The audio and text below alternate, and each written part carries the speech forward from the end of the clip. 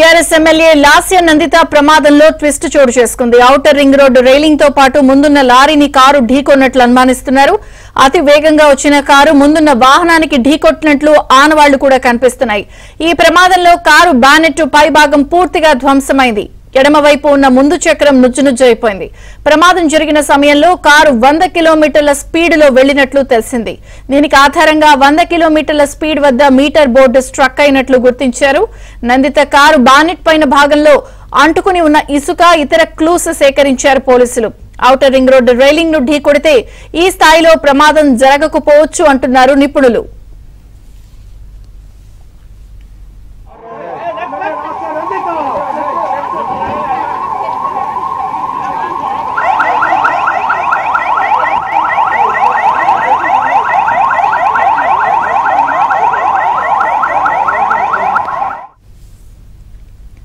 మరోవైపు ప్రమాద సమయంలో కారులో ఇద్దరే ఉన్నట్లు తేలింది. పీఏ ఆకాష్ కారు నడుపుతూ ఉండగా ఎమ్మెల్యే పక్కన కూర్చున్నారు. ఈ ఘటనలో లాస్య మృతి చెందగా పీఏ ఆకాష్ లో ఫ్రాక్చర్ అయింది. దీంతో అతను ప్రైవేట్ ఆసుపత్రిలో చేర్పించారు. ప్రమాదం గురించి పోలీసులు ఆకాష్ ను విచారించగా తనకేం గుర్తు లేదన్నాడు.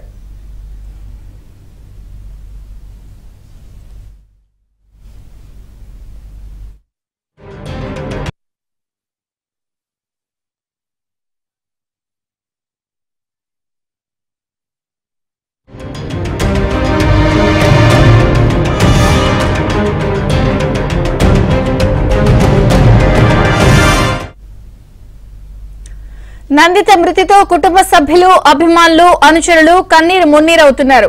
నందిత మృతదేహానికి గాంధీ ఆసుపత్రిలో పోస్ట్ మార్టం చేశారు. ఆ తర్వాత డెడ్ బాడీని ఆమె స్వగృహం కార్ఖానాకు తరలించారు.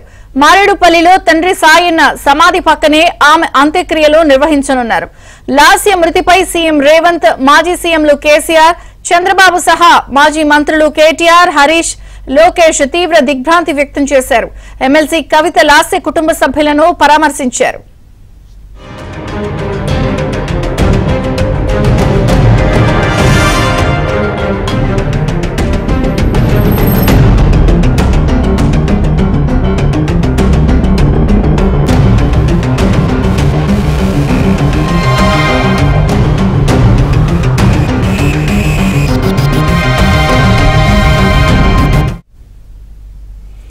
ఇటీవల జరిగిన అసెంబ్లీ ఎన్నికల్లో సికింద్రాబాద్ కంటోన్మెంట్ నుంచి లాస్య నందిత ఎమ్మెల్యేగా ఎన్నికయ్యారు. గతేడాది ఫిబ్రవరిలో ఆమె తండ్రి ఎమ్మెల్యే సాయన్న మృతి చెందారు.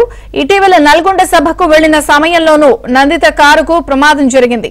అప్పుడు స్వల్ప గాయాలతోనే ఆమె బయటపడ్డారు. గతంలోనూ ఆమె ఓ లిఫ్ట్ లో ఇరుక్కుని నానా యాతన పడ్డారు. మొత్తం మీద వరుస ప్రమాదాలు లాస్యను వెంటాడాయి.